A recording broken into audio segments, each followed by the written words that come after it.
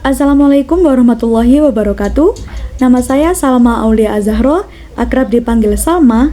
Di sini saya akan mempresentasikan tentang pembelajaran diferensiasi untuk melengkapi nilai ujian akhir semester saya pada salah satu materi kuliah. Pertama adalah pengertian pembelajaran diferensiasi. Pembelajaran diferensiasi adalah istilah dari bahasa Inggris differentiated introduction yang artinya pembelajaran yang mengakomodasi dari semua perbedaan murid, terbuka untuk semua dan memberikan kebutuhan-kebutuhan yang dibutuhkan oleh setiap individu. Keberagaman dari setiap individu murid harus selalu diperhatikan karena setiap peserta didik tumbuh di lingkungan dan budaya yang berbeda-beda sesuai dengan kondisi geografis tempat tinggal mereka. Ciri-ciri pembelajaran diferensiasi antara lain adalah lingkungan belajar untuk para murid. Nah, kurikulum memiliki tujuan pembelajaran yang didefinisikan secara jelas. Terdapat penilaian berkelanjutan, guru menanggapi atau merespon kebutuhan belajar para siswanya. Adapun contoh kelas yang menerapkan pembelajaran diferensiasi adalah ketika proses pembelajaran, guru menggunakan beragam cara agar murid dapat mengeksploitasikan isi kurikulum. Guru juga memberikan beragam kegiatan yang masuk akal, sehingga murid dapat mengerti dan memahami informasi atau idenya. Serta, guru memberikan beragam pilihan di mana murid dapat mendemonstrasikan apa yang sudah mereka pelajari. Sedangkan, contoh kelas yang belum menerapkan pembelajaran diferensiasi adalah guru lebih memaksa kehendaknya sendiri. Guru tidak memahami minat, bakat, dan keinginan para muridnya. Kebutuhan belajar tidak semuanya terpenuhi karena proses pembelajaran menggunakan satu cara yang menurut guru tersebut sudah baik. Guru tidak memberikan beragam kegiatan yang bisa murid-murid pilih. Untuk dapat menerapkan pembelajaran diferensiasi di kelas, hal yang harus dilakukan guru adalah yang pertama, melakukan pemetaan kebutuhan belajar berdasarkan 3 aspek, yaitu kesiapan belajar, minat belajar, dan juga profil belajar para siswa. Yang kedua, merencanakan pembelajaran diferensiasi berdasarkan hasil pemetaan atau memberikan berbagai pilihan baik dari strategi, materi, maupun cara belajar. Dan yang terakhir, mengevaluasi dan refleksi pembelajaran yang sudah berlangsung. Materi selanjutnya adalah tujuan pembelajaran diferensiasi. Adapun tujuan pembelajaran diferensiasi antara lain, yang pertama, memberi kesempatan kepada semua siswa untuk mengakses dan berpartisipasi dalam sebuah pembelajaran. Yang kedua, memaksimalkan perkembangan dan capaian setiap siswa, juga menekankan keberhasilan individu siswa. Nah, tujuan ini diharapkan dapat tercapai melalui aktivitas dalam pembelajaran diferensiasi yang mempertemukan berbagai karakteristik siswa dalam iklim saling mendukung. Namun, dengan memperhatikan karakteristik siswa yang berbeda sebagai dasar untuk memberi layanan yang sesuai untuk semua siswanya.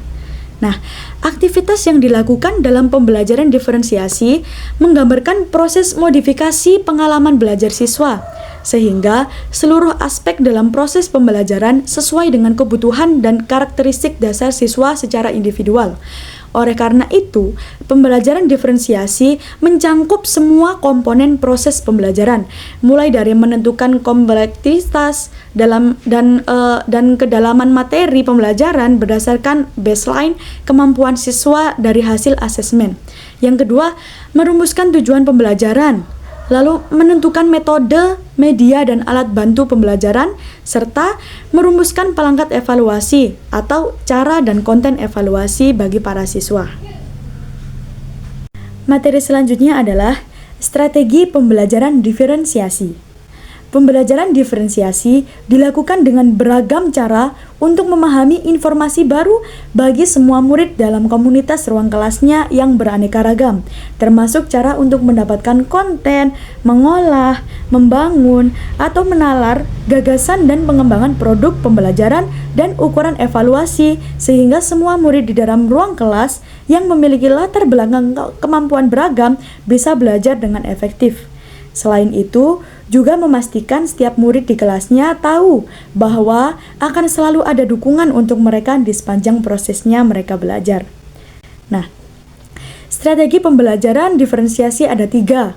Yang pertama, diferensiasi konten. Apa sih diferensiasi konten?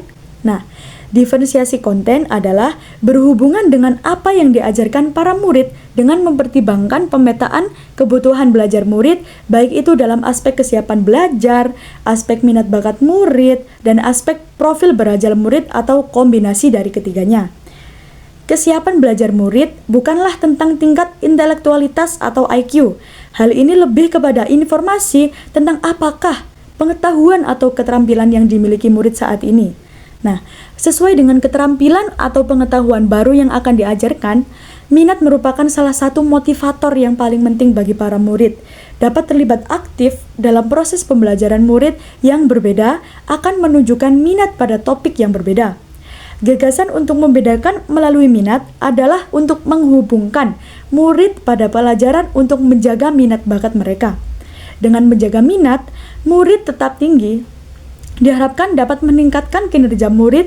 Dalam hal ini, satu contohnya setiap murid punya gaya belajar yang berbeda-beda.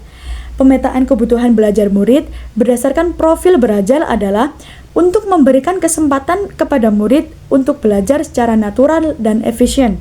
Dengan demikian, guru perlu memvariasi metode dan pendekatan pengajaran kepada mereka. Yang kedua, ada diferensiasi proses. Dalam kegiatan ini, guru perlu memahami apakah akan belajar secara berkelompok atau mandiri para murid-muridnya nanti, menetapkan jumlah bantuan yang akan diberikan kepada murid-muridnya. Selanjutnya juga, siapa sajakah murid yang membutuhkan bantuan dan siapa sajakah murid yang membutuhkan pertanyaan pemandu yang selanjutnya dapat belajar secara mandiri. Semua hal tersebut harus dipertimbangkan dalam pembelajaran yang akan dirancang. Adapun proses cara diferensiasi proses di antara lain, yang pertama, kegiatan berjenjang di mana semua murid bekerja membangun pemahaman yang sama tetapi dilakukan dengan dukungan, tantangan, dan kompleksitas yang berbeda. Yang kedua, mengembangkan kegiatan yang bervariasi yang mengakomodasi gaya belajar, visual, auditori, dan kinestetik.